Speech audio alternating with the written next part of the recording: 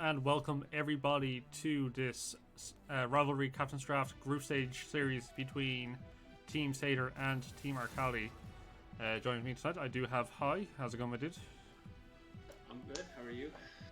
Not too bad at all. Hang on, I'll just turn down the music a little bit. But yeah, just getting into this best of two now between these two teams. Long awaited. To see how this Team Sator will perform, given all the we'll say much talk around the squad, as it was put together during the draft.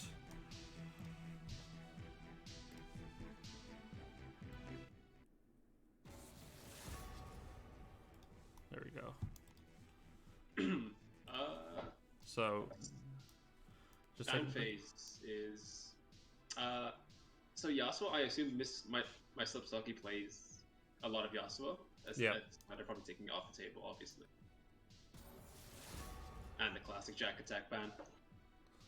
Yeah, I'm surprised to see the Camille being taken off. Bucko must be putting a lot of time into it as well, for them to be able to respect that.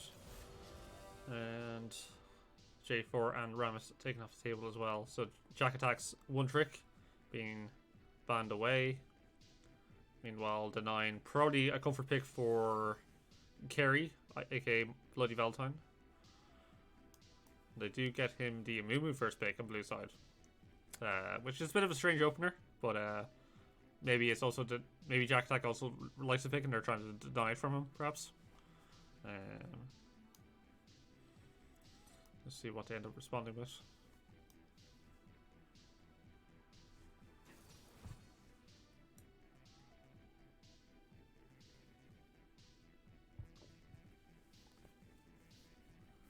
So they do get Krusty's signature Morgana support very early into the draft.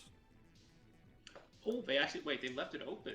Okay. Yeah. Well, I mean, that's interesting because Krusty is on one of that's his signature pick because I'm sure he plays that mid as well if he gets filled. Well, not filled, or if he gets assigned that role. Yeah. And Kane. Okay. Yeah, getting Kane into an Amumu is basically getting 3/4 of the jungle to yourself. Yes. What can a Mumu do? Yeah. Early games against you. And even worse so, what's Alistair going to do into the Morgana? It's true. Very, very rough matchup for him. Now, in theory, you can try go on the target that's not black shielded, but trying to force that out before you do the engage with Alistair is a bit tough. So if they're looking for this kind of aggressive all-in bot lane with Tristan and Alistair, they're going to have to really pick their timings carefully. As far as I remember, I'm pretty sure that Morgana's Black Shield cooldown is longer than Alistair's full combo cooldown. So even if they get it down, they have that small, maybe 5-6 second opportunity to go in again. Yeah. The big thing is though, trying to get that initial force out could punish you pretty harshly, especially if if she lands up a follow-up bind after your first engage. It's really tough for Alistair pre-6 to kind of get away from that, and he can get counted or killed very early on. So we'll see if Monarchfell and Satordad can make that work for themselves. Right now we're in the second pattern phase. Seeing things like Samira being taken away from Ted Blonde, which is interesting. I wonder if they're also going to take away the Jin, which is probably his biggest comfort pick at the moment, I would say. And Ornn being denied to Bucko, so looks like they're trying to set up Vanishing Potato for the best matchup possible in the top lane. Also, Cho'Gath being denied.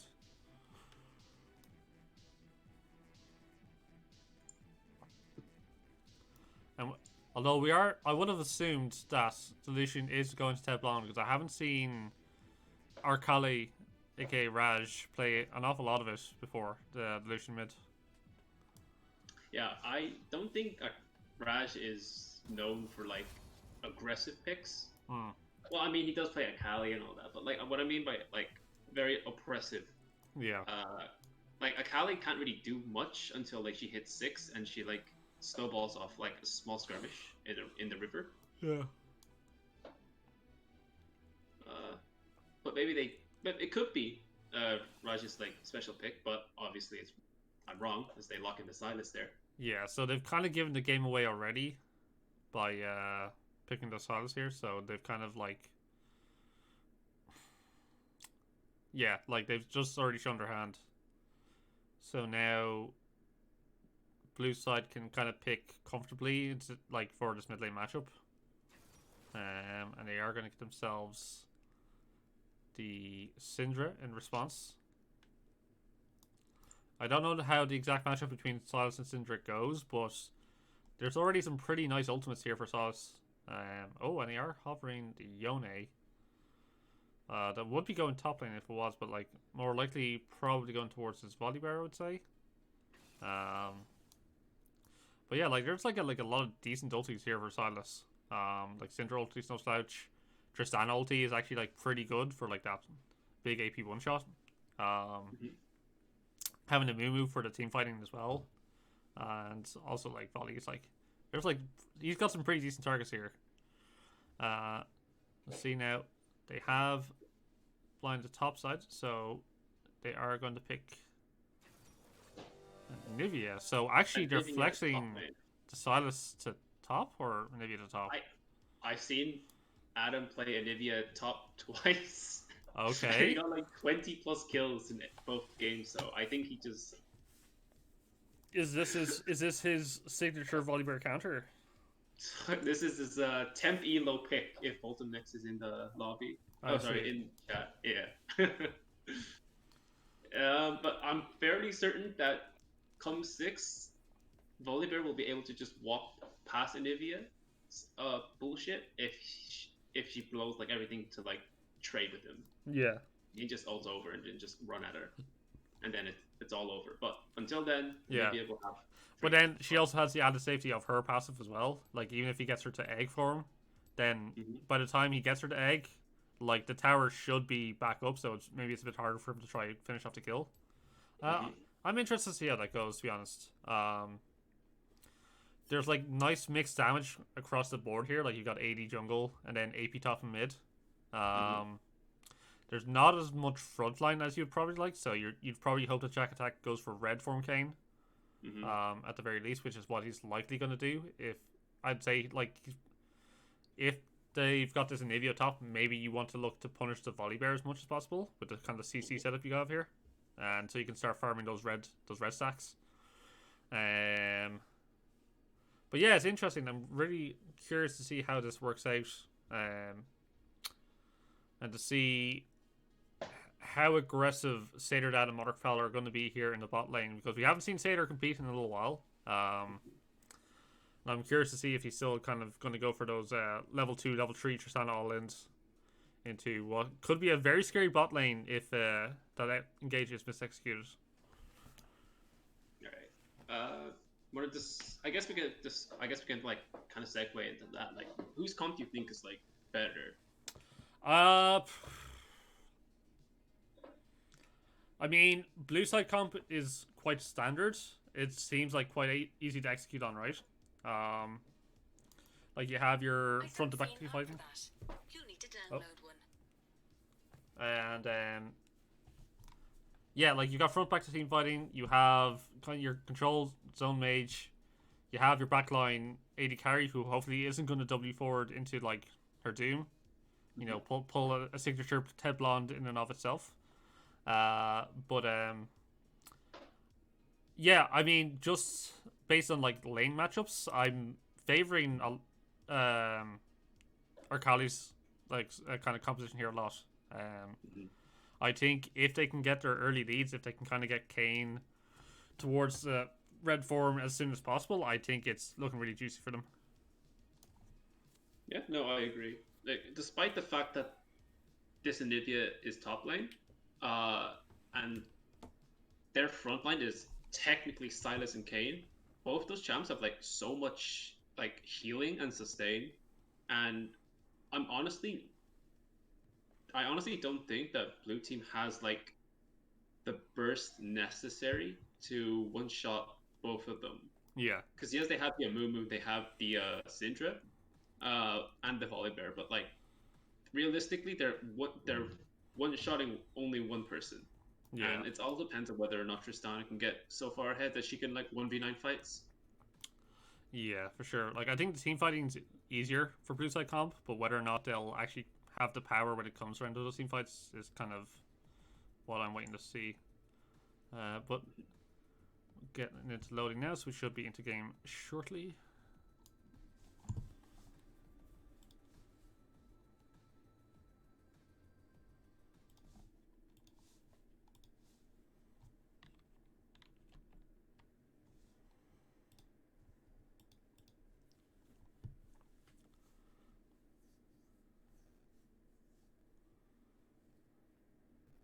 And just a reminder, guys, these are just a best of 2 series and these group stage games. So, seeing if I mean, like, I think the big question is people are wondering like how good is Sator's team? Like, can they actually take games off anyone? Because obviously, like, there's a lot of questions around like how he's specifically drafted and how that kind of upset the balance, we'll say, in other parts of the draft.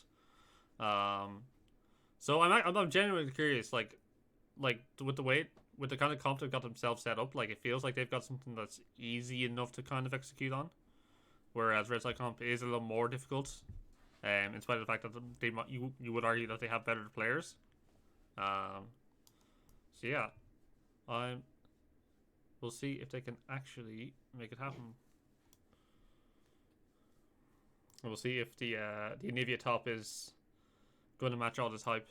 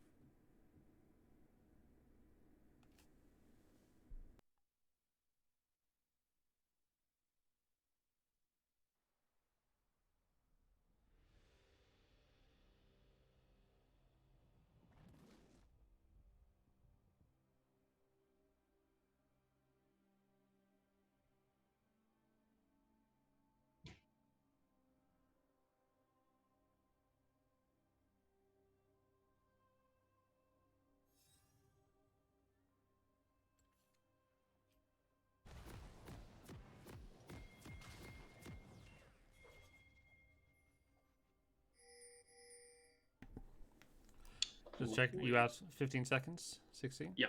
Cool. 17, 18, yeah. Awesome. We are on the same page, and both teams are rushing out of base. We do see, as we go into a pause, that Team Arkali is rushing down the bot lane, maybe looking for a cheeky invade through the bottom river brush. Hopefully, we won't be delayed too long.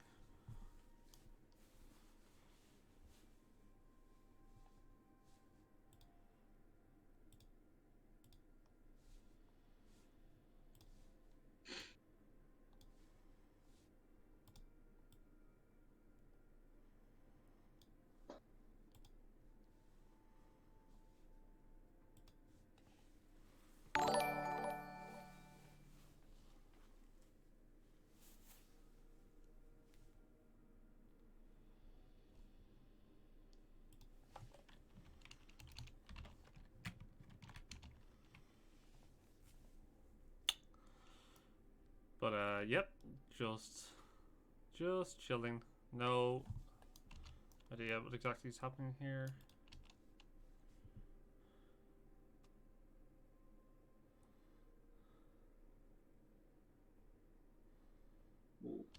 Okay. Okay, so now that we've got our customary pause out of the way, as we're saying, we have possibly a bit of an invade coming here out from Team Arkali. They are looking to go through here to the bot side. Will get spotted out here by Sator Dad, who is very much out of position. Oh, very nice binding.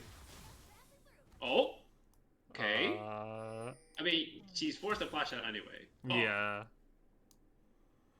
You know, actually, that's not bad. Flash of Flash isn't the worst thing. Yeah. And I guess Sator is fine because like he still has Halo Blades and he has a he probably wants to take Rocket Jump level 2 anyway. So all they gotta do is just farm for level 2 and then they can look for an all-in. Oh. Yeah, they definitely look for a Punish and Krusty if they can get that level 2 advantage. see though, there is a bit of a setup here from red sides. They should know. Sator team should know that they're in the area because they put a ward on top of the red beside their own. Mhm. Meanwhile, Yeah, they're gonna get spotted. and they're gonna get spotted here on Jack Attack's red. So Can Adam steal this? it's possibly no. Nope. Curry's not taking any chances. Will smite it away. Good play coming out there. Sator already walking very far back. Has to respect on Morgana. Yeah, they kind of got the shove on the blade a bit early, so now they feel a bit vulnerable when lacking the flash. Meanwhile, Jack Attack is super low in the enemy jungle. He is Kane though. He will just smite these things and just kite the camps, and he'll be back to full in no time. Yeah.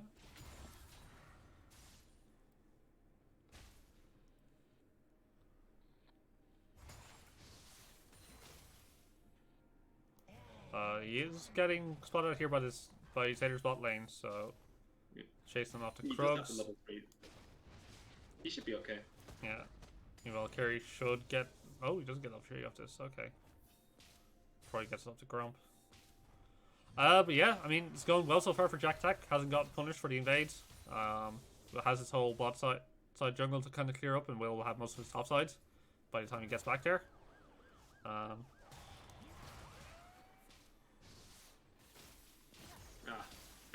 Well, we can't really make these kind of trades like that versus an Anivia. Yeah, you get up to her, but like after that, what have you got? I mean, I don't know how much practice he has against an Anivia top, to be fair to him. Yeah, that's fair enough. Bit of an unusual matchup, we'll say. Although range matchups for melees and top has always been a bit cancerous to deal with. Whether it's like, something like the Vayne or the Quinn. Oh, Markfell getting quite punished quite heavily there. That's what I was kind of saying earlier, like, he can, make the engage and force out the Black Shield from Krusty, but, you're always in danger of getting chunked out super hard on the return. Monarch Fell being brought very low.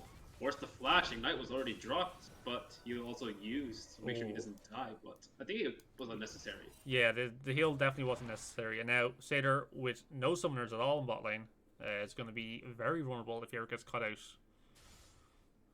Yeah.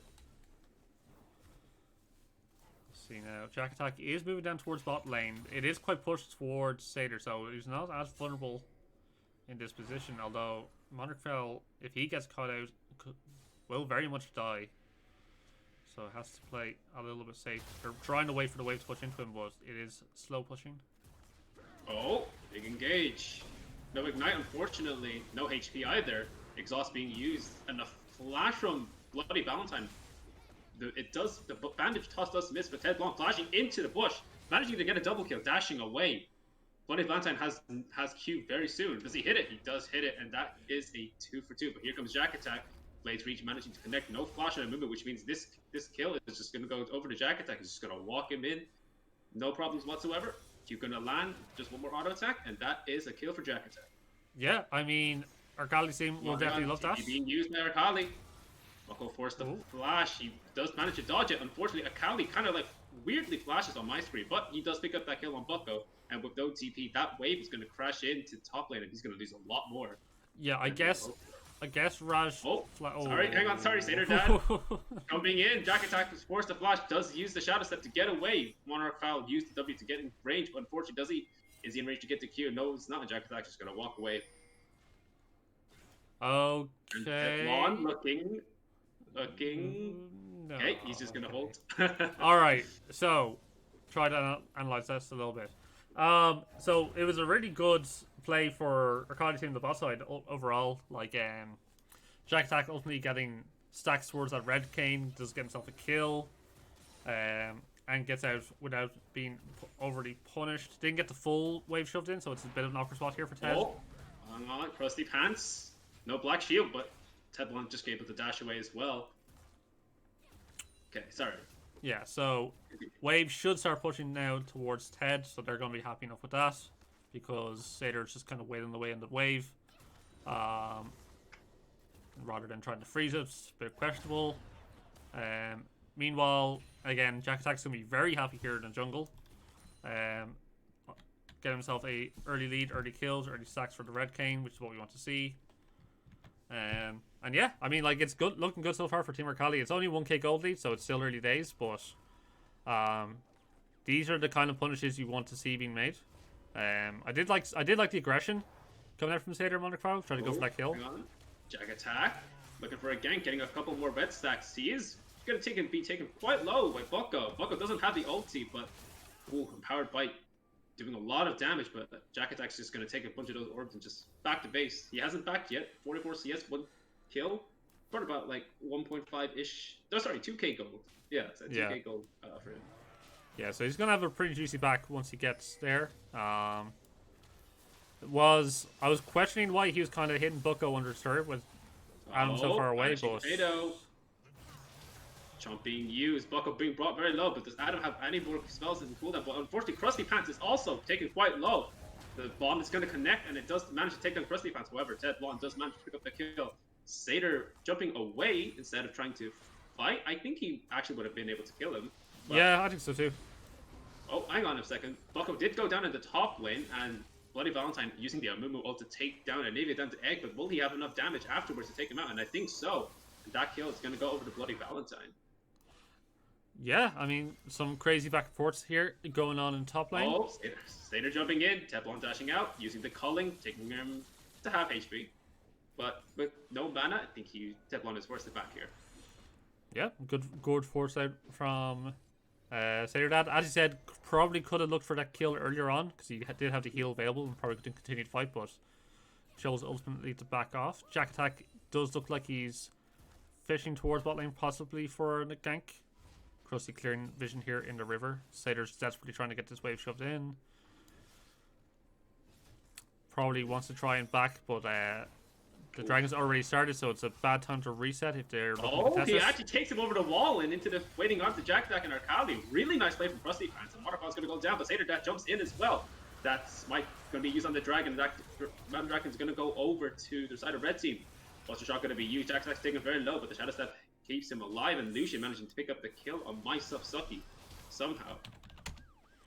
So, 3 for 0 and the dragon for the side of red team.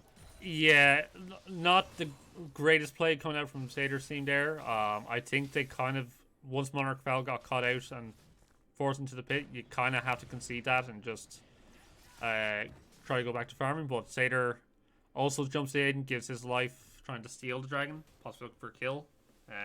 Uses summoners as well, so yeah, looking a little risky. Oh, Monarch Val flashing in, pushing, headbutting Teflon under tower. Nice play and a shutdown going over to Sator Dad. Big overstep there from Teflon, getting himself caught out. Nice play, like you said, from Arkali. Oh, Stormbringer going to be used. Bucko going all in on Vanishing Potato. He's just going to walk him around the Glacial Storm, and will he have enough damage afterwards? The stun, the E, the auto attacks, and another stun from Vanishing Potato, but the Glacial Storm is going to be used. Bucko brought very low, but so is Vanishing Potato. How are they going to work their way out of this one? I think they're just going to walk away from each other. Mutual agreement. Yeah, so if you're Bucko, you really want to back off now because there's a bunch of red faces running up there. Oh, Monarch Val going to get called out. No one's going to block anything, but Krusty Pants walks top lane, gets that kill onto Bucko. Yeah, definitely. Arkali. Okay, forcing Syndra's flash. Herald's going to be dropped bot lane. I think that tower might be theirs, actually.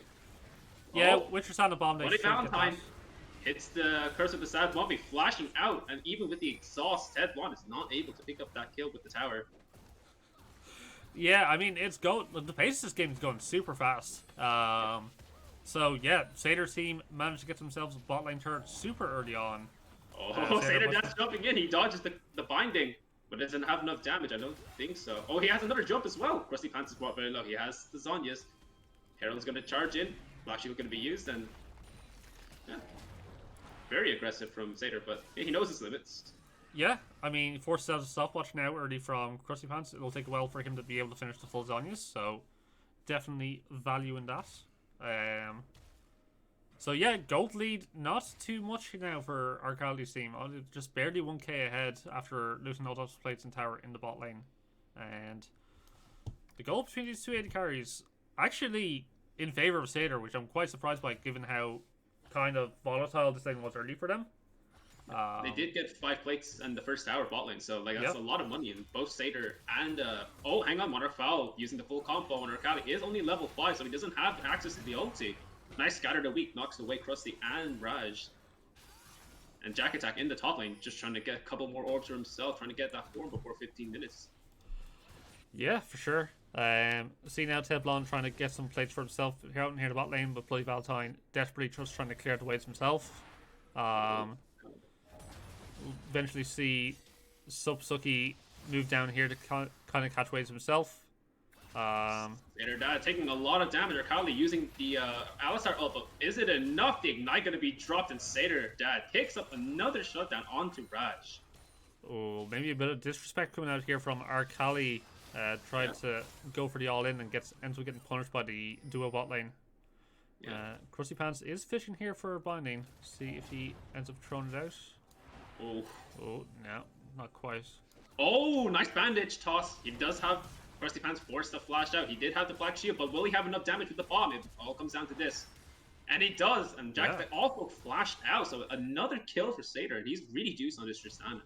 Yeah, I mean, he's gotten the Kraken Slayer done already. Oh, and then, sorry, another bandage going in. Jack Attack does have the Umbral Trespass, heals a lot of HP, and Monarch Foul going in, no HP, no mana. Sator Dad also flashing in, unfortunately, he has no mana either, using Flash Heal, and now Sator goes down, shutdown for Raj, but even with the TV and Flash on that side. Yeah, that's a massive shutdown for Arkali here. Definitely a bit of over-aggression coming out from Sator, but I do like what they're trying to do, right? They're trying to snowball Sator as much as possible on this Tristana pick. He's already super juiced with the early Kraken Slayer. You can saw, like, you know, he can stack up the active on it, like, really quickly with the Halo Blades proc, and then his own bombs, and it just shreds pretty much any target at this point. So, waves are... Navi is kind of resetting here now to all in on from Bucko. Vanishing Potato is going to be brought very low. He does have the wall. He does have the Glacial Storm, but will he have enough damage? Bucko flashing, and so is Vanishing Potato. But will Vanishing Potato be able to survive through the egg and Bucko's damage? Bucko's brought very low. Vanishing Potato has very little mana, but he has the Frostbite enough to take him out. Monarch Fowl somehow ends up in the wrong side of the pit, and he goes down as well. Sator Dad just jumping in, picking up that kill. Okay, so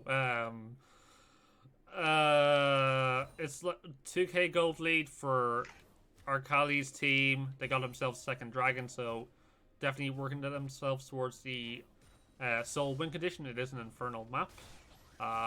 There is plates and farm being picked up here from Team Arkali, so right now they do definitely have the lead. This Tristana is very scary though. Bloody Valentine. He manages to connect the bandage shots again, and Sator that picks up another kill onto Ted1. 8-3-1 on this Tristana at 14 minutes. Yeah, I mean, there's just a lot of disrespectful, like, positioning coming out from Team Arkali right now. They're kind of getting themselves caught out, over pushing, and then getting punished again by just Sator just roaming between top and mid all the time, picking up these kills. They will end up losing the Herald for their troubles.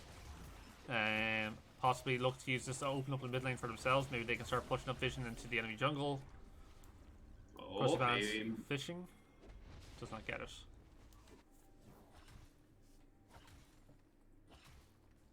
Okay. You know, actually, despite the fact... hang on. Oh, sorry. I thought Bucko was the enemy. Was the red side top laner. But, despite Monarch Fowl getting caught a lot, like, he actually somehow has a level lead on Krusty Pants. I don't know how. Yeah, I mean, Krusty is roaming a lot, whereas Monarch Fowl at least seems to be sticking with Sator as much as possible a lot of the time. So he's trying to, you know, pick up that CS, or at least all that XP. Bucko. Bit too far forward. Krusty Pants dropping the Soul Shackles, and there's no way for Bucko to get out of this without no flash, no R. That's a kill for Vanishing Potato. Yeah, nice roam from Krusty again. So this is what we're kind of saying. Krusty definitely having more of an impact on the map. He's 1-3-7 now, and he has the gold to show for it. Has the full Zhonya's complete. and the Mobies to get himself around, whereas Mark fell. Bloody Valentine. Oh, he hits another bandage shot. I don't think this man has missed a single one this game. He does have Curse of the Sad Mummy. He flash R's him, and I don't think Banished Potato has any way to get out of this, and that's a kill for Bloody Valentine. I mean, I was gonna say I don't know if going for this 1v1 play is gonna turn out in Kerry's favor, but he ends up making it work for him. Makes another punish here on Vanishing Potato. Does give up his own flash, but ultimately don't think it's gonna matter too much for him. No big objectives to kind of fight over for another 2 minutes.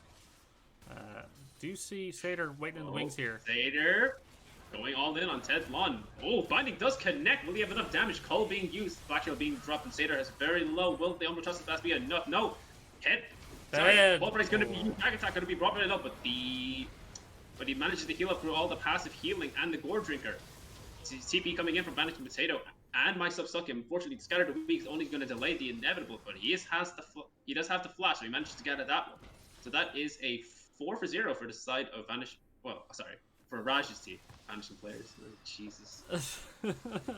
Yes, for Team Arkali, that's correct. So, yeah, I mean, massive punish there. Sator definitely going over aggressive. He didn't really have the rest of his team to kind of back him up for that play.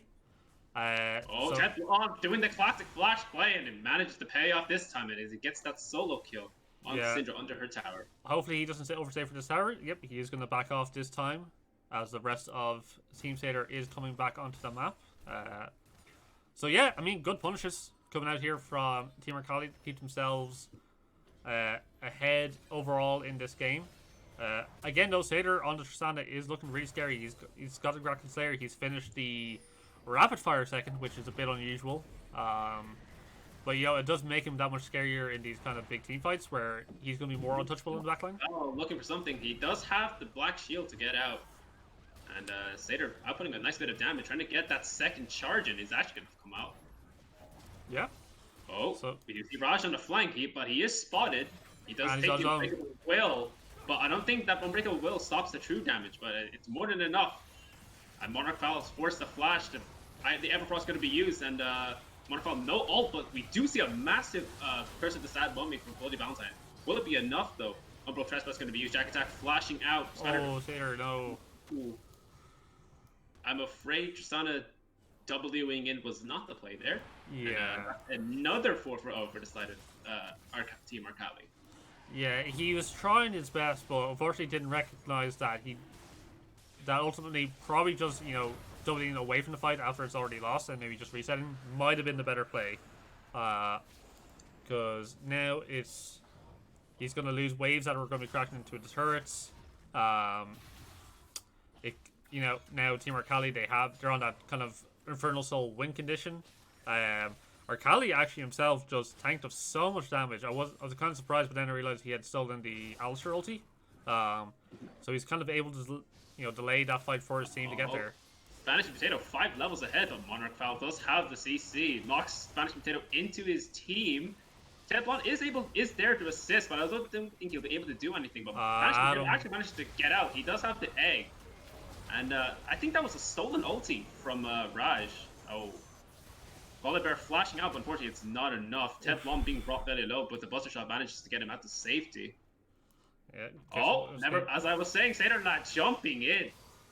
He does have more damage. He actually jumps in again. This man does not give a single fuck. He does get hit by the binding, but that is a big double kill for Sator Dad. Yeah, I mean, he had vision completely of Teflon there, knew his damage, and was able to pick up 2 kills for himself for the price of 1. So yeah. Oh, Bloody Valentine actually going in low. He actually manages to dodge the Dark Bind, but the Ignite and the Soul Shackle is going to be dropped, and I don't think my Sub-Sucky is able to follow up. But here comes the Monarch Fowl. Round 2. Is he going to try to take control of this bush again? He is. Yeah, so we'll get himself the ward there after all that fighting.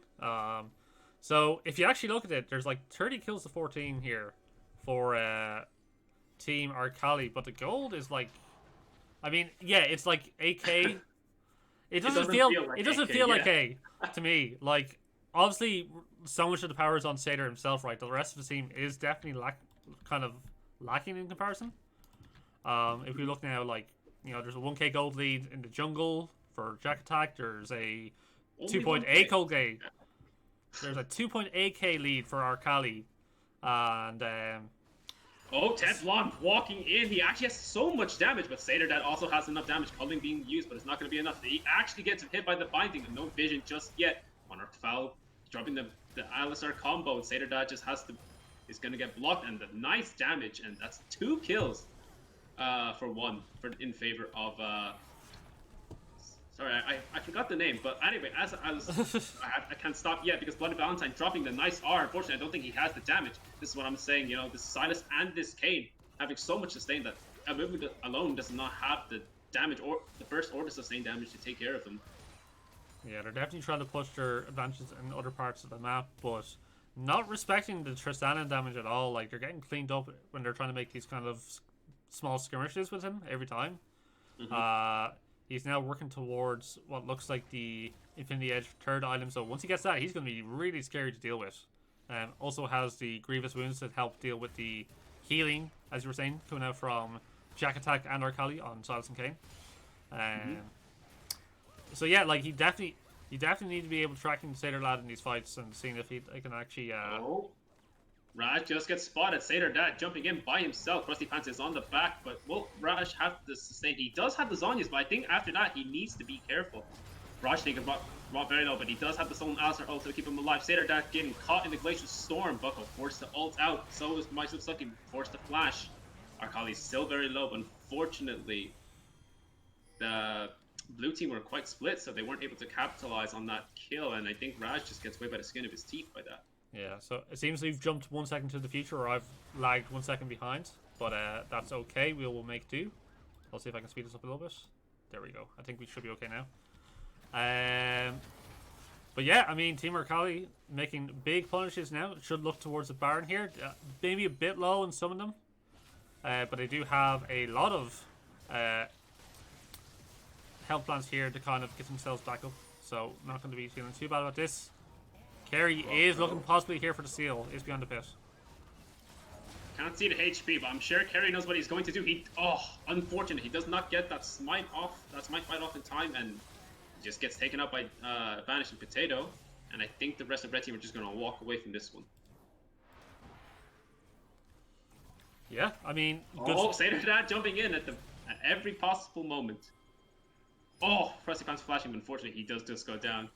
Myself not hitting a nice Scatter the Weak onto Arkali, but it's not going to be enough. Vanishing Potato TP mid for the Dragon. This is actually slow point, so with no jungler for blue team, this is going to be very hard for them to secure. What are they going to do here? Yeah. It is a 4v4 fight after them taking down Krusty Pants, so... Nice bit of CC being dropped. Sator Dad jumping in again, leading to charge. Yeah, unfortunately, you'd rather see Mark Fowl be the one to kind of go in first. Luckily, Sator Dad doesn't get punished for that one. Yeah, Mark Fowl dropping the Unbreakable Will. You do see Ted Blonde, I think, in that bush by himself. Sator Dad gonna space check, and Ted Blonde gonna be taken out. Arkali using the stolen ulti, and Red Team does secure the Infernal Soul. And another... Syndra does get taken out by Arkali with a nice smack of the chains. But does Sator have the damage? Unfortunately not. Bloody Valentine missing the Q, but he doesn't have the ult anyway to follow up. I mean, yeah, Ted Blonde. The Red Buff actually takes down... Okay. Wow, he takes down Raj with the empowered auto attack with the Rapid Fire. So I guess that's what the Rapid Fire was for. Yeah, I mean, it works out for them. And the wave clear from Tristana here is going to be really nice as well. So, like, it's not like... Team Arkali can actually really do anything now. They've kind of got a bit of push everywhere, which will make their next sieges kind of, not too bad, but they've definitely delayed the usage of this particular Baron. Obviously, having Infernal Soul is really nice. And then you've got the threat of the Elder in the next 5 minutes.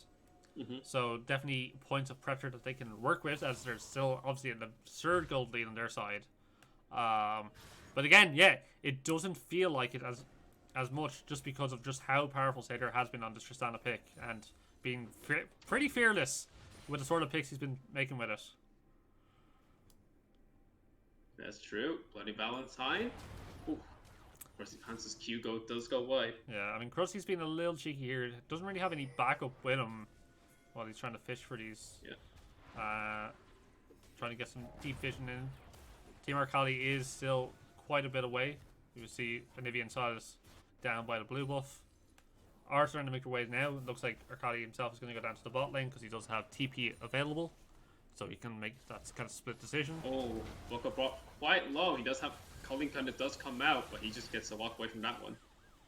Yeah, but I mean, like, this is all Team Arkali have to do now, right? Keep the 4-1, keep pressure in 2 lanes, and it's very hard, I think, for Team Sator to kind of deal with this because, again, so much power is on Sator himself, but the rest of his team is so far behind, so they can't really answer the push from Arkali, I would imagine, once the waves kind of gets synced in here. But we do see Jack Attack has gone top lane himself. Doesn't have Baron buff available. I think maybe has a run out for the entire team now. It has, so not too much gained with the Baron buff. They did manage to get a couple of tier 2s right at the end, extending their gold lead just a little bit.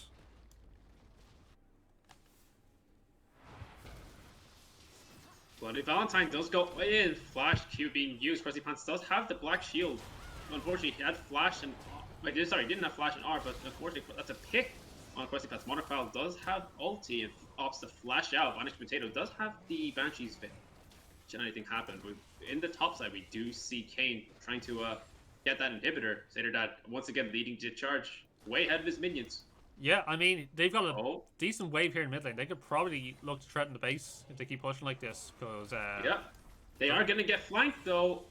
Oh, Monarch Foul actually text flashes into the enemy team, and Arkali has the unbreakable will. Bloody Valentine dropping the Curse of the Sad Mummy. Sator Dad able to... Ooh. Manages to take down Vanish... Did he have another... I'm so confused. Okay, so Sator ulted the Anivia when she didn't have her thing up. And Arkali goes down, actually. Sorry, I'll discuss it later. But Sator Dad is now caught between a rock and a hard place, and now that shutdown goes over to Ted Blonde. Ignite going to be dropped. And Bucko is just going to feel the burn as kill goes over to Crusty Pants. Yeah, I mean, Jack Attack is not really accomplishing too much here in the top lane. Meanwhile, the rest of his team kind of ends up conceding their mid and inhib tower because of it. So my Subsuki is doing a decent job defending here. Maybe goes down here. Probably should have stayed underneath his turret. Or walk towards the support maybe. Ultimately does go down here. Okay, so I was very confused. I'm not sure what happened on your screen, but on my screen it looked like when Anivia went into egg, her Banshee's Veil came off cooldown. No, I it was too fast for me to see. All I saw was her getting knocked back in egg form. Okay.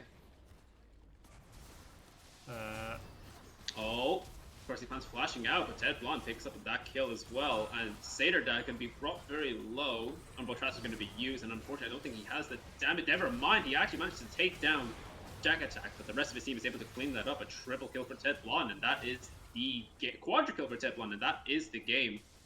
And unless they're going to try and get that penta to Ted Blonde. And he might get it. Nope. Arkali takes it. The Scumbag Raj, once it strikes once again, as hit the team named after his very summoner, does take this game 1 in this best of 2. So strong performance actually coming out from Team Sator, or at least Sator himself. They definitely tried to funnel him to victory, and they were looking like it looked pretty close at times. But ultimately, I think the overall kind of team diff came into play. There was just too much gold leads on all these other lanes, and ultimately they were able to play the map just a little bit better and get themselves the victory. Yeah, Sator tried to 1v9 that. Unfortunately, it's just not this meta for ADCs to 1v9 just yet. Massive damage graph, actually. Let's take a quick look here. So, yeah, like, I mean, look at that Tristana damage compared to the rest of the team. Like, you can see where all the gold and resources were kind of funneled into. Just update the scores here.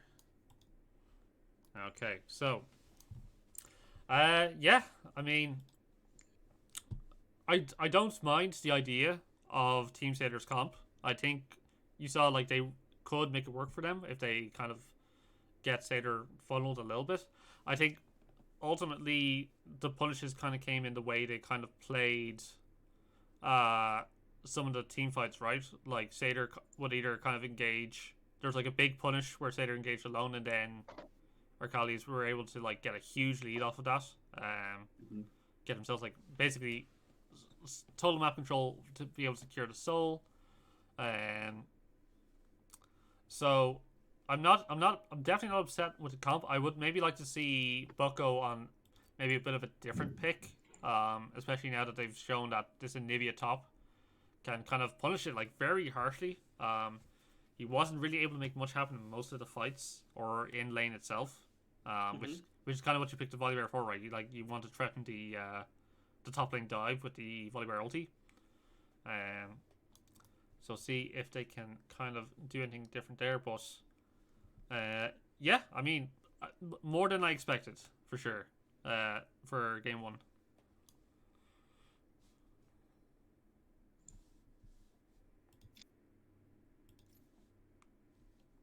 But while we're just waiting for the teams to kind of get ready, guys, we shall be back shortly. We'll talk to you guys a little bit.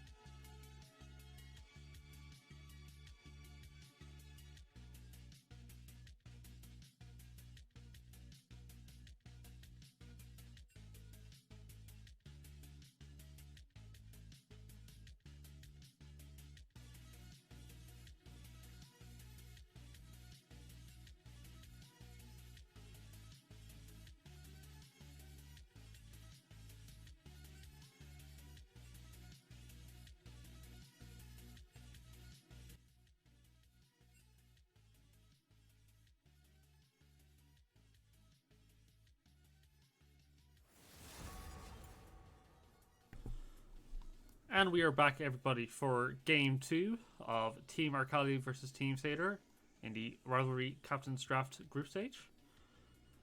Joined by Hai after a relatively close Game 1, I want to say. It was interesting to say the least, anyway. Yeah, like the gold lead wasn't showing that, but it felt like it was very winnable by Team Sator. And at certain points, anyway. But overall, as we were saying, Team Arkali definitely had a bit more kind of bit more control across the entire map.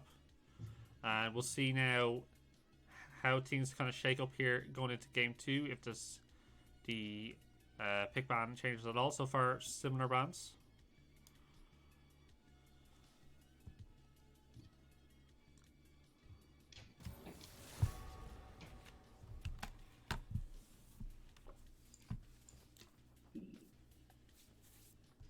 Jarvan and Orn banned. Were they banned first? Yes. Okay. No, sorry. Orn was banned in the second rotation by Team Arkali. So it looks like they're trying to deny a bunch from Bucko and Buddy Valentine. And they're taking away the Camille again. So, interesting. Look, all I'm saying is that now they have Brett's. Now that Sator's team has Brett's side, they have the possibility of counter picking top lane. Yeah.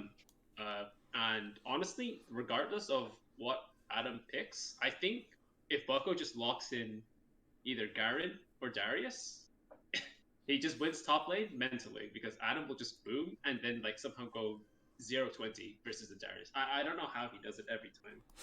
But... Oh, so, Yasuo gonna be blind Yasuo. Okay.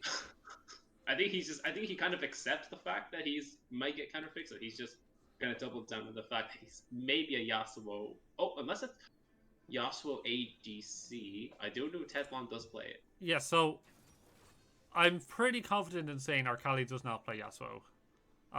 Yep. I've not seen Vanishing Potato play a lot of Yasuo, but he plays a lot of random stuff, so maybe he's got some games in it. So I would have to assume it actually is going to Ted Blonde. But I don't really know. It is answered by Yone and Zach, which is interesting. Like, Bloody Valentine actually had like a pretty decent game overall, right? Like, he actually had some really good counter ganks and kind of setup ganks on the Amumu. The Zach maybe a bit easier to kind of execute on in that regard because you're not having to worry about the bandage toss landing. Like, it's a bit easier to try. Well, not easier. I don't know. You definitely have longer range with the Zac engage, and you can kind of be, very chaotic in the back line with the E and the R, the less bounce. So we'll see how that kind of changes things up. Viego locked in return, which can be a bit of a flex. Can go to a bunch of different roles. Have seen it mostly in jungle and top though. So see where that ends up going. I haven't. Could be a Vanishing Potato pick. Could be a Jack Attack pick. And then Thresh picks up here for Krusty Pants. So surprised that team not go for the Morgana again after having like a relatively decent game one on it. Had some valuable picks throughout the game, especially with those kind of roams with the early mobies.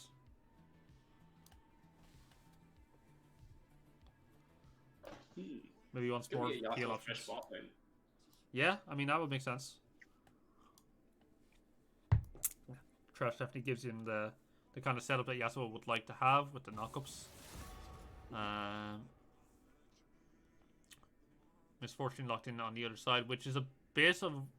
I don't like picking Misfortune into Yasuo, just because the wind wall can deny you so much in the team fights with the ulti, but we'll see if Sator can work around that.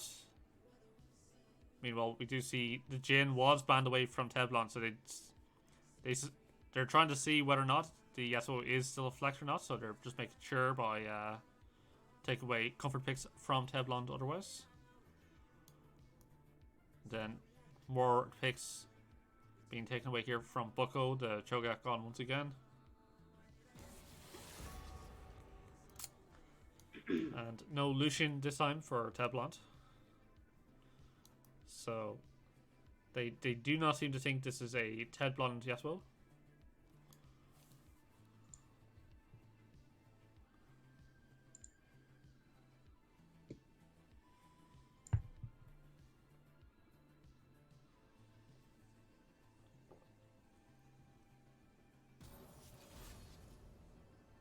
Oriana. Okay. Fair enough. Okay. They have a nice comp. Actually, they would have a nice combo with Oriana. That Misfortune and Zap. Yeah. And Yone. Would make a lot of sense.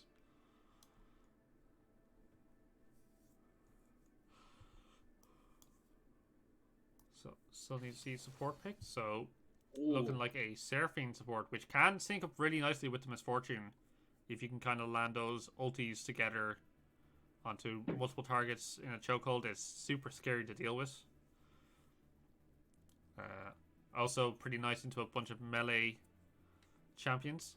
The Evelyn is being hovered here, but they do end up going for the Nico. So one of Mirage's older picks. Not very successful, but it is still a pick that could be used. Yeah, I mean, it's something that he has shown successful in the past. When he used to play the Glacial Nico, right? And just be turbo annoying to kind of deal with and kind of just do really well in like big team fights. See now, and the Nasus being hovered here. Is that going to be locked in? Oh, it's actually going to be the Rengar. So it could be a top lane Rengar for Radishing Potato. Yeah. Which is likely going into what looks like the Yone, perhaps. This could be a top lane or a mid lane still picked here on the red side. Looks like they are going to pick mid lane. Okay. I would prefer the Lissandra or the Echo. Okay, that's fine. Yeah? Don't pick the Rice. Yeah. So, just trying to wait to see where everything's being kind of flexed around to before I kind of make judgments on the comps. Yeah, so that should be the final layout for both teams. Right. So, we've got a really non-standard comp here coming from Team Arkali, right? There's not much like like there's no real cohesion in a team fight, like apart from like maybe you get like a Nico ulti into like a Yasuo combo from a knockup. But other than that, it feels like more like, again, kind of like individual lane domination and snowball, especially obviously the Rengar into the Yone matchup. There's a lot more kind of cohesive team fighting coming out from Team Sator. With a bit of backline dive thrown in with Echo, Zac, and Yone. And then you can kind of have Seraphine and Misfortune kind of just ulting from the back as they go in. So I do like the setup from them. It kind of remains to be seen whether they can kind of execute on that and get the fights that they want. Because they had a similar idea in the last game, but they didn't really ever get the fights like that. It's more like that. The skirmishes just really went in favor of Sator, right, on the Tristana pick, and they kind of got him fed off that. So I'm looking to see if they can kind of execute this on a team-wide basis now. They can actually kind of get all these elements together into one go and really kind of set up for these big team fights around, objectives like the Dragon, because they got no Dragons the last game whatsoever. It's in spite of having the superior team fighting composition, I would have said. So yeah, I want to see if they can get better Drake set up, if they can kind of utilize the composition, and yeah, what are your thoughts? Well, I'm just trying to piece together like how that dive works, right? Because the red side has very nice. They have a clear goal in mind.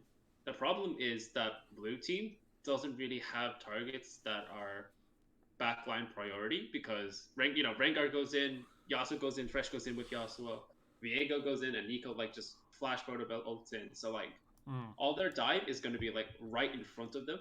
They're just probably going to barrel themselves forward. And the Yasuo wind ball is going to absolutely destroy Misfortune and Seraphine in a team fight. Yeah. And Viego, and it just is purely hypothetical, right? But if Viego kills a Zac or it kills the Zac or the Yone. Like he can just provide more knock-up setup for dead Mon. Yeah, But that's true. But that's only like if they get a kill onto Zac or Yone. Yeah. But I'm fairly certain that Rengar beats Yone early until Yone gets like maybe Berserker Greaves or something like that, or some lifesteal. And you make a good point about the win wall too, because it's not like there's a lot of targets that he's going to win wall otherwise on the red side composition. It's literally just Misfortune and Seraphine. Like, the only other thing you might win wall is, like, I don't know, like an Echo Cube, maybe, but, like, you're probably not going to do that.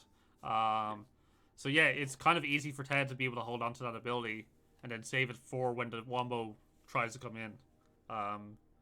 So, yeah, I'm really interested to see how the fights end up playing out and how these lanes are going to go. Whether Vanishing Potato is going to be able to snowball here off the Rengar into Yone, which feels like a very volatile lane to me. We'll see if Bucko can kind of step up in this game too. We'll be back shortly, guys, and see how these comps get along.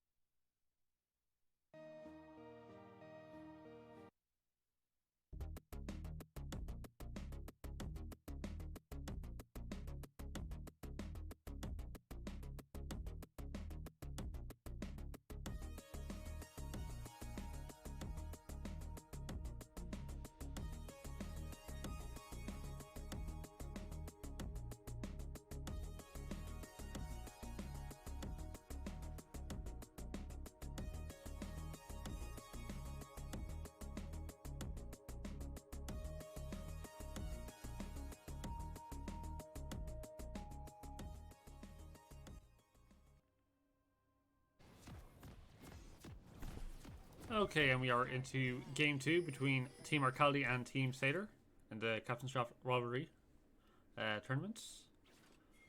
Just see both teams set out there. Hi, are you on 18, 19, 20? Yeah, I am indeed. Perfect. This is actually pretty standard from Vanishing Potato. I remember he did this in Server 42 on his team when he played Rengar top in group stages. He just invaded topside and just if they find someone they can just kill him. And then Rengar gets a lead. He has TP Ignite. He's planning to he doesn't plan on running away. He wants to getting in, staying and fighting as long as possible. But I think they're expecting it, so they are stacking in that bush. And it's kind of a scary thing to do into Yone, right? Because sure, I think Rengar can maybe definitely have the bush cheese early on to help him out in the lane. But if you don't snowball off that matchup, Yone kind of scales like a bit of a monster, right? Like his 2-level item spike is super, super good. And then Rengar kind of feels a little bit useless. Maybe if he can farm, he can make individual picks. But definitely not a safe matchup for sure. Someone's dying in this lane. Oh yeah, for sure. So see how that ends up shaking out. Track attack is starting here in the bot side river. Of the jungle. Gets a bit of a leash here from Ted and Krusty. So I'm also curious to see how well Ted can kind of pilot the Yasuo here in the bot lane as well. Going into 2 range targets can be a bit rough if you don't execute on it too well. So see if they can kind of get themselves to CS and maybe look for the engages that they're looking to get. Meanwhile, Arkali getting a little bit of trade here in the bot lane, and there's Vanish Potato getting a bit of bus There cheese. you go. Yeah, the classic Rengar. You know, when Rengar has those stacks like builds up, you can't go near that bush. Like you have to respect him. However, Bucko does have level 2. Oh. Okay, Spirit Cleave. Okay. Oh. Yeah. This is not what you want the wave to happen to you as Rengar. You don't want that wave pushing into you because you want to be like in the middle of the lane where you have access to the bush. Yeah, for sure. So you can have control of the lane as much as possible. I mean, well, it's a bit harder to kind of hit Bucko from his angle. I actually think Bucko is very easily in kill range. All Adam has to do is get onto him with that Ebola when he gets it, and then like that's a kill. Like he can keep this wave as it is top lane here. Oh, Bucko using the Soul Unbound. Bucko has to be careful with the ignite. Oh no! It's not going to be used. And Q reset after Q reset, and yeah, that's the first blood going up. Krusty Pants hitting the hook. Monarch Foul going to be brought. Flayed in. Tedlon is going to be very low. Exhaust drop to dissuade him from going any further. TP used from Bucko as well, so he does not give a damn this guy. But that wave is going to slowly push into him. Yep. Fortunately, he does have the Zac walking top side, but Viego is already there, so he can take the Scuttle grab. Probably even double grab him here, or look for a potential top counter gang. Yeah, I mean, Bucko has to play really safe now. They should have some knowledge that Viego's in the river after being seen by that river ward. So he's going to just try to pick up farm here as best as possible. Bot lane, meanwhile, going decently. They did manage to get a free summoner out from Monarch Trowel after that engage, so they're going to be happy enough, not down too much CS. Well, actually, about 10 CS, and there's only about 3 minions there, so actually losing a little bit here, but honestly, I don't think he's going to be too upset. Krusty trying to possibly fish for a hook here, does go straight down the middle between the two of them. bit unfortunate there. Hello. Krusty flash playing Monarch Foul. Remember, it doesn't have any exhaust, but it does have flash. Windwall drop. Ignite also going to be dropped as well, and Monarch Foul does have flash, so it all comes down to how Krusty Pan predicts it, flashing just away, and Sator that also healed. But unfortunately, they don't really have the mana to follow up. And Jack Attack flash Wing in. He does have the damage. Oh my lord! Auto reset. Jack Attack gets that kill into Monarch Foul. Has the Seraphine and Sator that flashing away. Bloody Valentine is in that tri-bush. Yeah, unfortunately, I don't think there's an awful lot he can do. Subsuki going quite low here in the mid lane, though. Does just end up walking away. He does have the ideal lane for him, and now Bucko being brought very low, and Soul Unbound going to be used, and Ignite going to be dropped. But that's just not what you want to happen. Vanish Potato, another solo kill. Yeah, this is definitely not what you want to see. Rengar snowballing quite far ahead of the Yone, who doesn't have TP now to get back to his lane to catch this wave. So we'll lose out on a lot of minions. If Vanish Potato can actually shove it in, he is Rengar, so that is maybe a bit more difficult. So actually, maybe it's actually pushing towards him. So maybe he's actually just happy to freeze it. Yeah, so actually just happy enough to keep it frozen. So yeah, really difficult position. Does have the refill pod. I don't think that's going to do an awful lot for him because that wave is kind of fucked for Sator. Yeah. But fortunately, he does have Seraphine or wave clear. Yeah, so he's actually building like a pretty decent lead here in the bot lane. A lot of that will be caught by Ted Bond under the turret, so Bucko, level 5 to level 6. Wave frozen against him. Yeah, I mean, this is rough. This is so rough. Yeah. He's trying his best to catch whatever minions he can, but, like, yeah. What can he do? Like, he walks up to the... Well, watch him. He's going to walk to the minion. Vanish Potato's just going to jump at him. Yep. Second minion. Yeah. And, I wanted to say earlier from that Jack Attack gank, the damage that came out from there was disgusting. Like, I know it's onto a Seraphine, it's not like, the tankiest champion, but like... Oh, Bucko using the Fate Seal. He actually has a lot of damage, Bucko. Oh, just not enough, and Philip Hunt going to be using Vanish Potato living on the slivers of HPs. Yeah, Bucko does not give a damn. He may go 0-2, but he knows he has the damage to take out that Rengar if he's not in the bush. Yeah, well now, Vanish Potato is going to back now with 1k gold. It does end up spending it and has TP available. Can maybe TP here to the back, but actually just go to his tower instead. So could have maybe TP'd to a red ward that is there in the middle of his lane, but obviously not to do that instead. Just wants to catch this farm as much as possible. Kind of try to keep up the safe way to keep up the lead, which is not what we want to see from a Rengar, but you know, it may probably makes no sense here. So yeah, not too much happening elsewhere at the moment.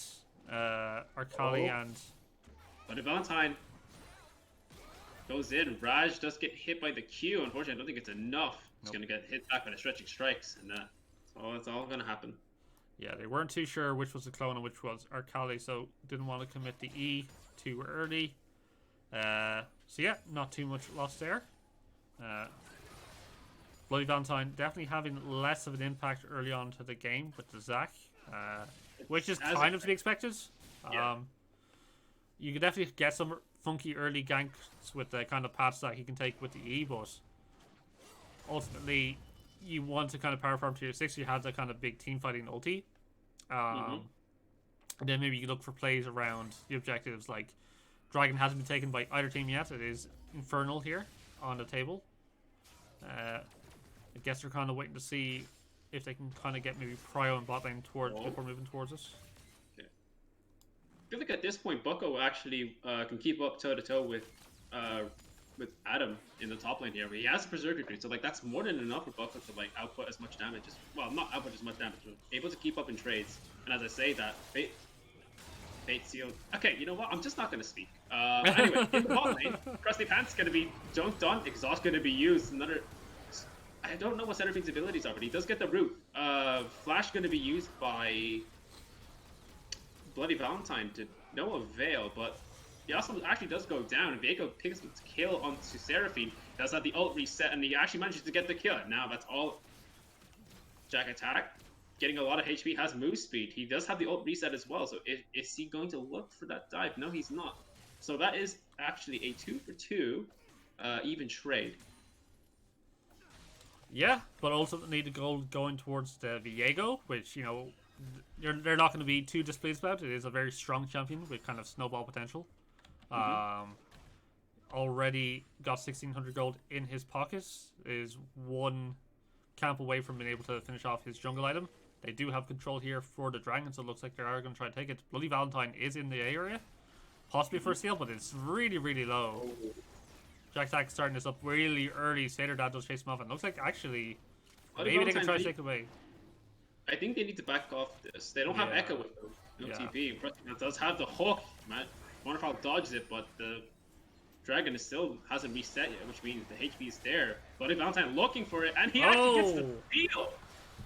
TP coming in from Bucko, and Zac does go into his passive form, Presley throwing out the lantern, but if anyone takes that lantern, they're going to die. Unfortunately, Bucko Bucko gets the kill on the Thresh, but Ted Blunt caught in the pit by himself. Jack Attack is manages to get away using the Zac E, but unfortunately that is a 2-for-1. It was 2-for-1 in the favor of Sator and the Dragon Steel, which is a really nice for the mental. Yeah, like Bucko smartly used his TP to help out his team. There was no answer from Bandit Potato as his own was not available, so all the Rengar can really do is just push into the farm top lane. Jack Attack looking for an engage, or looking for a gank. He does hit the W. Under tower. Attack, you reset. Rusty here as well. Bandit Potato. He does actually have the Eclipse, so like he's very fed. Like yeah, definitely in a really strong position here. But as you're saying, on a bit of a timer, right? Still has to try keep on snowballing this lead. Bucko has already managed to make a bit of an impact to the map, securing his team, helping secure his team the dragon and a couple kills. So definitely not out of the game just yet. Obviously, quite down a bit of quite individual power, obviously against the Rengar, but you know, if you can kind of keep making plays like this, where you know, if he doesn't give over too many kills in lane, like all he has to do is just try hit 1 or 2 items, and then he'll already be more relevant than the Rengar himself. Arkali hitting the root. Pop Blossom going to be used, and he has a lot of damage. Echo ults it out and manages to get enough HP back, but there is a top gank on the way. Bucko, unfortunately, missing the Fate Sealed. Rengar does have a lot of damage. He does have the Eclipse. Drops the Thrill of the Hunt, and Bloody Valentine with no passive actually manages to have the E up just in time and just manages to get away. Yeah, Krusty sniping away a cannon there. from Teflon. I don't think was in range, so actually got the full gold himself. It looked like. Bit unfortunate. But yeah, a lot of action up here in the top lane. Bucko had the Fate's Call, so could go back to that, so that's fine. I mean, yeah, like again, really kind of early. Oh no. Oh, Krusty, no! Marfal, it's kind of in a bit of a sticky situation. Ignite going to be dropped. Dead Blonde exhausted, but I don't think it's going to enough. He does get the double knockup. Marfal going to get dropped by the last breath.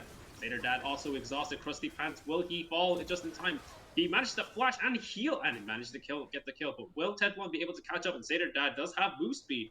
Oh no. Ted Blonde doesn't have. Oh no, Ted Blonde, I wouldn't know. He hesitated, and he still went in. Not like this. Ted Where's Blonde. his Berserker Greaves?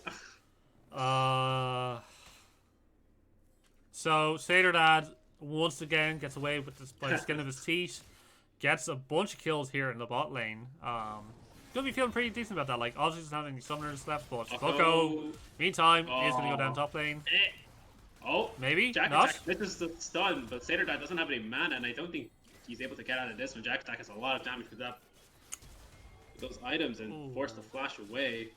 I'm pretty sure Jack Attack has Bork. Yeah, so Bork is like a massive power spike for him. Like it amps his damage up like twofold, I think. Oh, Bloody Valentine going in for that kill, going in for a gank, I guess. Banning Steam Potato does have access to both his Ws. Yeah, he's just gonna heal most of his HP back. And Bloody Valentine looking to go back in again. He does have the E. Will he have enough damage though? Stretching Strikes landing. Does no minion. Hit it? Okay. Flash actually does enough, and a 650 gold shutdown for Zac. That's actually really good for him. Solo kill XP, as well as bonus gold for at least 2 more kills. So that's gonna get Zac into the game. I mean, I guess it was a bit of disrespect coming out from Vanish Potato on the Rengar. Gets himself solo killed by the Zac in the top lane. Not words I was expecting to say. But yeah, again, super bloody game. Sator getting picked off in the bot lane after having a nice outplay, we'll say, in the 2v2. Does give over a lot of gold to Jack Attack, who is kind of shooting ahead. Oh, Vanish Potato TPing in. Bucko, but no flash, but does have the R that Philip the Hunt is going to be using. Bucko is just going to have to accept his fate. He dropped the soul unbound, but unfortunately it's not enough. Yeah, I guess maybe he was trying to like get some space and maybe try to trade for Rengar on the third, but ultimately wasn't able to gain enough distance and ends up getting picked off. But yeah, I mean, again, kind of lanes being snowballed here for the side of Team Arkali. Mostly jungle and top is really carrying up this game. Bloody Valentine and Krusty are kind of just walking in the same. Encore going to be used, hitting only Krusty Pants, but unfortunately, here comes Raj Flash ulting in, and now both bot laners are caught under like permanent amount of CC. Marfal going to go down, and so is Sator Dad, and eventually Bloodhound will fall. He does have the cell division, but unfortunately, just only delaying the inevitable. Another kill for Raj. Yeah, but I mean, they did manage to get themselves the dragon on the side of Team Sator, so, you know... They got it? Oh, okay, yeah. I didn't realize. I didn't even realize it myself. So, again, Bloody Valentine doing a lot better this game in terms of trying to get those objectives for his team, even though they are down nearly 4k gold, or just over 4k gold, I should say. At least they're starting to keep relevant, you know, in terms of actual, like, objective control, right? It is a... What map are we on now? Just let me double check this. Mountain? We are Mountain Soul. So, if they get themselves towards Mountain Soul, they will pretty much outscale the Rengar purely just off that. Ted Blonde is... Oh, he flashed exhaust, but Krusty Pants also on the other side of the wall. Last breath going to be used, but he is exhausted in the middle of it, so Monopile is going to... But will go down, actually, to the Ignite, I think? No, he doesn't, but he still gets up that kill on Sator as consolation prize. Vanish Potato does get hit by the Q3 from Yone, but he does have the camouflage, and he's actually going to walk back in. He's going to go for Bucko. He does have a lot of... Oh, he actually manages to sidestep the Fate Seal. And Ignite going to be dropped on the Bucko. Will he have enough damage? And no, he won't, as the Soul Unbound actually manages to buy enough time. And that's a kill for the... I wasn't sure who got that kill. Was it the Echo, right? It was, yeah. Yeah. So, Oh, Myself getting caught between, I was say, getting ganked between his two towers. Here comes Yone as well as the rest of his team. Not sure how Myself wants to play this.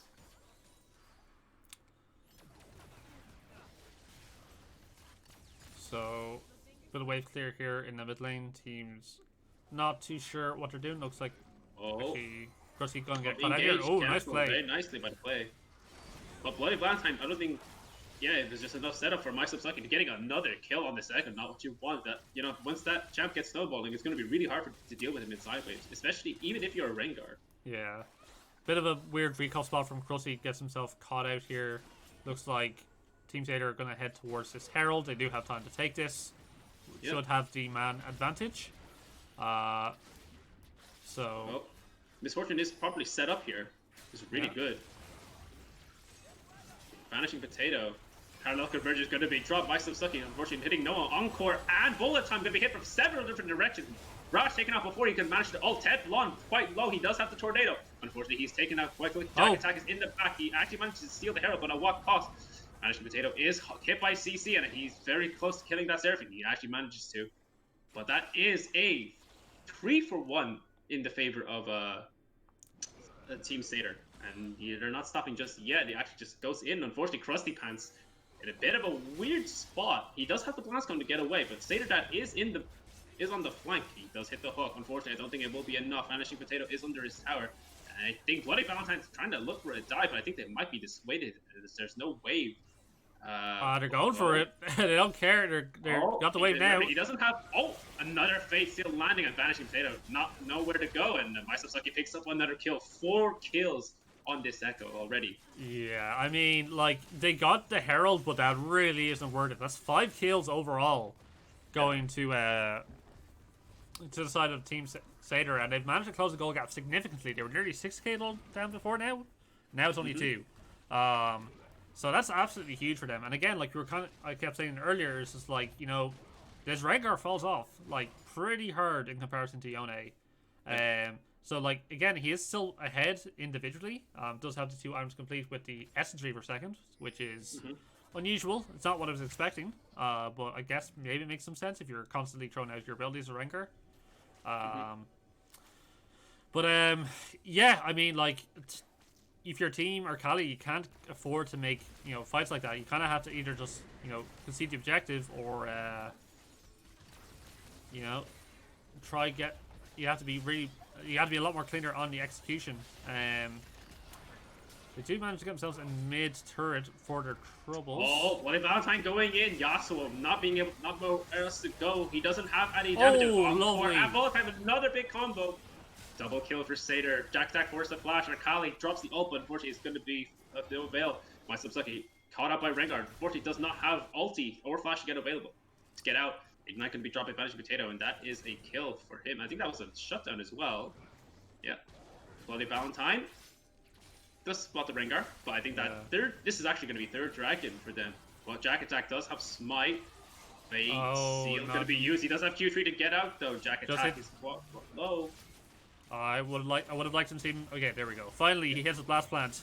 Try to deny Jack Attack, being able to get the pit for the seal, and yeah, now they're on soul point for the mountain. That is a huge for Team Sator. As I keep saying, like, if they can get this mountain soul, it makes their life so much easier against something like the Rengar. It doesn't matter how fed he is.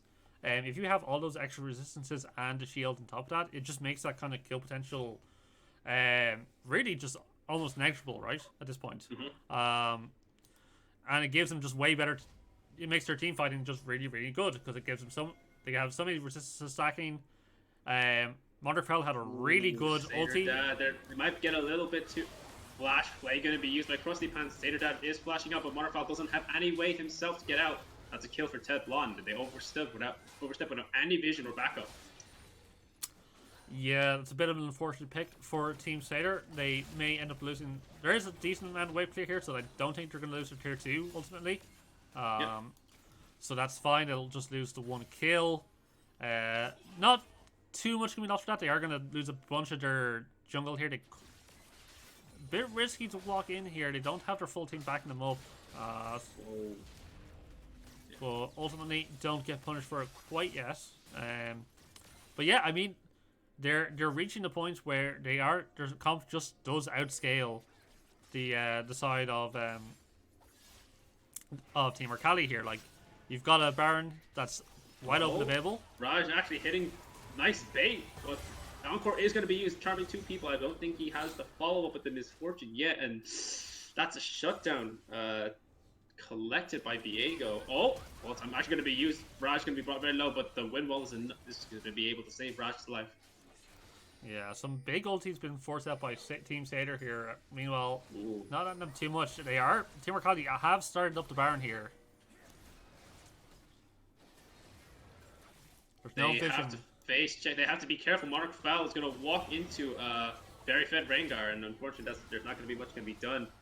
One's going to be used to walk away, and he can easily just walk back in here. Actually, blue team are actually going to pull off the Baron, but they are standing on a ward. But Bloody Valentine actually managed to buy a lot of time, but it's just overall tankiness and the aftershock. And Sator died, unfortunately, no flash, but we do see Bucko. Nice 3-man ulti. Unfortunately, will he have enough damage? And Crusty Pants going to be dropped all the way back full amount. And Myself like pick up that kill on Viego, and that's a very unfortunate interaction with that Thresh and the Yone. Thresh Thresh, he wanted off that train, but there's no breaks there. It went straight into the Dragon Baron pit and just got absolutely picked off. I mean, it was looking so dicey for Sator's team there for a second. It looked like the setup was all there for Team Arkali. They kind of wiped him and just take the Baron. But they managed to just get away with it with a really clean engage coming out from Bucko to kind of disrupt them at the last second and kind of split the whole team apart. So yeah, I mean, I was really scared mostly because it looked like Team Sator kind of kept like trying to force themselves into their own jungle where they didn't have when they didn't have carry with them, right, to actually do the face checking with this tanky Zac. And it looked like they were going to consistently get picked off, but ultimately they managed to get themselves the Baron. They're going to have pretty much priority in all these lanes by the time we have Dragon the next 1 minute and 20 seconds, barring any sort of mishap here. Looks like they are just actually going to just stack 5-man into the mid lane. Maybe try and invite. I'm not sure about this. Yeah, like. There is TP available for Subsuki, so he could go to the bot lane at least. Try to get themselves prio. And then, you start getting vision into this river. And then, you can force Team Arkali to have to fight you, because this is soul point, right? And your team should be in a much stronger position now in these 5v5s.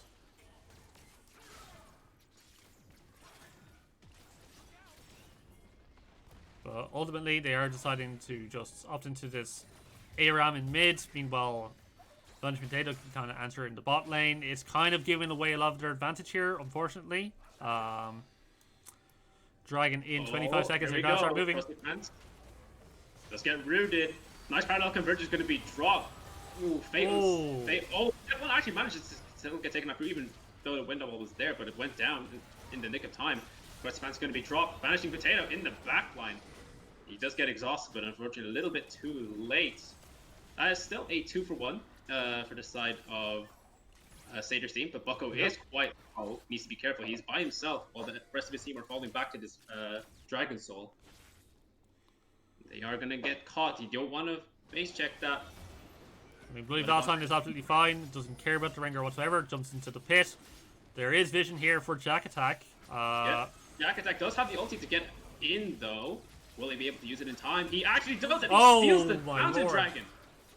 Stalls that soul for another 5 minutes. That's really good. Bucko actually managing to hit the Q3, but will he have enough damage on top of that? Yes, he does. Another shutdown. Oh, are they looking again? So crucial. Crusty. What's he gonna? Just gonna walk away from that? Nothing's gonna happen there. But my god, that was so crucial from Jack Attack to be able to deny the Mountain Soul there. Keeps his team just barely in the game. Now there is Baron buff here in the mid lane. 15 seconds here on Jack Attack, so they can maybe look to get the inhibitor at least off of this push. Yeah, Team Arkali playing relatively safe here. Going to concede this. Sator's team should back out after this. If they stay here, they could get punished for it very heavily. Oh, Bucko ignited Oh, he's gonna get hit by the hook, and the last breath gonna be used. Unfortunately, that shutdown is gonna go to Thresh. That last tick of Ignite. Not ideal, but a shutdown is still a shutdown. And there's not much you can control about that. Yep. So, bit of a punish coming here from Team Arkali. Have lost their inhibitor. Still have to have the threat of the Mountain Soul to deal with the next time the dragon does spawn, but they have a bit of reprieve. They bought themselves a bit of time now. Oh no, Thrill of the Hunt. 600 gold shutdown. Yeah, Overstayed. you can't, as an ADC, you just can't do that when Rengar's in the game. Like, it's just, you're going to get punished for it every time. So Sator does pay with his life. Ultimately, there are no objectives here for teams Arkali to actually kind of like punish with. So they're kind of just wave clearing, getting vision down, trying to take out some camps. So yeah, bought themselves a bit of time. I'm just still curious to see how it'll kind of shake up, because we've seen some really like clean team fights coming out from Team Sator. Especially Monarch Fowl with the surfing ulti. Had some really crucial ones in the last couple of fights, like managed to get like multi-man charms, kind of chaining off other CC that kind of helped them kind of just rip through Team Arkali. We'll see if they can kind of continue that up. Not a lot of vision control for them around these jungle entrances, though. You can see Vanishing Potato kind of just waiting and lying in wait here deep into the jungle, possibly looking for a pick here on Bucko. My question is, does he actually have any kill threat at this point? Bucko is level 50. Oh, the Thresh is there as well. They do have Echo TP if something does go wrong. Yeah, I think Bucko might be calling for assistance here. He does have minions for... Oh, he actually manages to get a lot of HP back. He does have Lysip, but unfortunately Vanishing Potato is able to pick up that kill. And I don't think Echo wanted to TP there, but Jack Attack was there. So to secure the kill anyway, so... Yeah, I mean, so what that means is TP is available to Bucko, but he will spawn about 10 to 15 seconds after the Baron spawns. So if you're the side of Team Arkali, you really need to start pressuring that objective right now. Ooh. Try to get priority in your lanes and try to force it. Maybe get yourself a going 5-on-4 team fight, perhaps. Vanishing Potato is looking for your pick here on the side. Is seeing if you can get Monarch Fowl. Oh, you're getting flanked on all sides here, actually. Monarch Fowl, no. Yeah. They're kind of walking in places with no vision. I don't know why they walked to Dragon side. Yeah. Back up to the tower. Now this is going to be really awkward for them because they're in enemy territory. And Adam has the ulti very soon. Teflon is going to flash. Flash Q3, but Maisutsuki has a lot of damage. He does have the ulti. And even through Shield Bow, I don't think Teflon realizes that a level 16 Echo is going to do a lot of damage, especially when he has 3.5 items. Yeah, for sure. Teflon getting schooled there in the 1v1. So, kind of concedes a lot of pressure for his team now. After they kind of made some good picks to kind of chase off Team Sator out through their own jungle. Sator and Bloody Valentine didn't get caught either. So they do actually have time now to kind of contest for this Baron. And Dragon that's coming up. Going in, he does have a lot of damage. And nice. Zonya's going to be used, but will Bucko have enough survivability? Vanishing Potato, not enough damage to take down Bucko. He does have a lot of lifesteal. He does have the shield to keep him alive. Sator does pick up Jack Attack. And Arkali, even though flashing, he's not going to get away in a double kill for Sator Dad, and that is the Baron and potentially a Soul. Oh, huge blunders coming in. Vanishing Potato thought he had to pick and then ends up getting caught out. Jack Attack the same, like, gives so much control now to Team Sator. Now they can get both. They're looking to get both the Dragon and the Baron at the same time. Bucko here going to be 1v2. 1v2 here. Unless... Oh, last breath going to be used. Remember, Teflon has no flash. He does actually manage to get over the wall. He actually has a nice Q3, but unfortunately Ignite is enough. Unfortunately, Krusty Pants and Teflon are fed enough to deal with it, but... Oh. Subsucky. Oh, he ulted back. Okay. Yeah. He got exhausted, I think. But yeah, no, that's going to delay the soul by another 5 minutes. Yeah, like, I don't know, maybe... I get going for both. Maybe you go for the soul first. I think the soul almost has more value. Soul's first. Definite. So, but I can understand wanting to go for both. You know, like it's just there on the table for you. Ultimately, they do get punished for it a little bit. No TP on the Echo. Bucko also losing his life, and makes the kind of split with the Baron a little bit harder now because there's no TPs available for Team Sator at all. Oh, my Subsaki. Does he have a kill trap on I regular? know he has the damage. Trailgun going to be dropped. Will Vanishing Potato look to walk back? Well, I don't think he is. He's just going to walk away. He has to respect that Echo. Level 17, 5 items. Like, this is one more item, and this guy's, like, he will just absolutely one-shot anyone on their team. Yeah, for sure. Vanishing Potato continuing to try be a sideline menace, picking up a bit of farm here for himself, but yeah, Sator team looks to showcase some vision here into the end jungle. Maybe look for a pick. They are really sped up though. I don't know about this. Ultimately, Chrissy Vance does end up backing off. Yeah, bit of a weird setup here from Team Sator, having jungle on top here, and your 3-man in mid. I guess Zack's here to kind of threaten the dive. They're going to get the inhibitor again. That's what it seems like. They are possibly going to get collapsed in here. We do need to see Zack kind of move toward. They're not getting punished for it, surprisingly. I guess the enemy. Yeah, so I guess Team Arkali doesn't really know where the Zack is, so they're kind of respecting that potential engage from the jungle, perhaps. But yeah, Team Sator picking up some. Get themselves the inhibitor, get themselves a couple towers. Possibly looking to open up the base here at the top. Could see a big teamfight breakout here. Oh, Perma rooted, but Thresh is going in. He does get charmed by the Alpha. No. Not again. Oh, wait, someone took the lantern. And that's Yasuo who took the lantern. He goes down, but the bullet time does come through, and there's no longer a wind wall to stop. A quadra kill for Sator. This could be a pentakill. And that is the pentakill for Sator, and that is going to be the game for Team Sator. Oh no, Krusty's got to have his head in his hands. Second time taking the lantern into the backline, and he took Teflon with him for the ride. That is rough. But ultimately, well played from Team Sator. Yeah, for sure. Like, they definitely made their comp work better for them this time. Bucko had a really rough going into top lane. Ultimately turned it around. Yeah, like he had some really good team fights with the Yone ulti. Kind of turned things around for them quite hard. And then Monocral also having some really good ultis himself with the Seraphine to kind of make these fights work. And I'm surprisingly impressed from Team Sator. I was expecting things to be a lot more kind of disjointed, I guess. Kind of given I like all these players together, right? It's not. I wasn't expecting too much because Sator hasn't played in a few tournaments, Carey hasn't played in a few tournaments. But yeah, like they were performing at a decently high level at times. Sator had a really good game. Both games were really good. Almost carried the first game by himself at points. So yeah, I mean, fair play. I definitely think I'd have to give, if I was given player of the game. For game 1, I would probably have to give it to Jack Attack. I think he had a pretty good performance on the Kane. Kind of made all the punches that he need to. Game 2, I'd probably have to give it to. Oh, that's a tough one.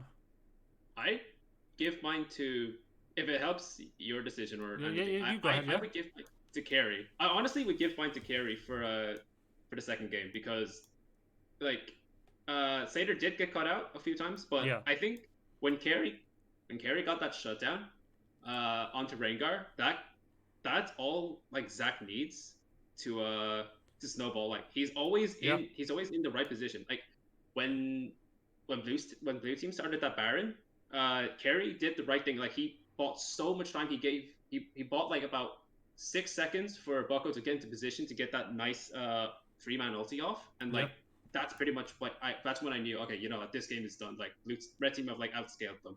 There's no way for blue team to get back in the game. And I think. And he had two early. He had the 2 early Dragon Steals as well. Oh yeah, for sure. Which Yeah, were really that too. crucial actually to kind of give them like kind of pressure to get towards that kind of soul point, which kind of really helped them have like kind of like pressure across the whole map. So yeah, really big performance coming out from Kerry. I'm super impressed. But yeah, thank you, Hi, for joining me for a very bloody and very entertaining series. Thank you everybody for watching, and we'll talk to you guys next time.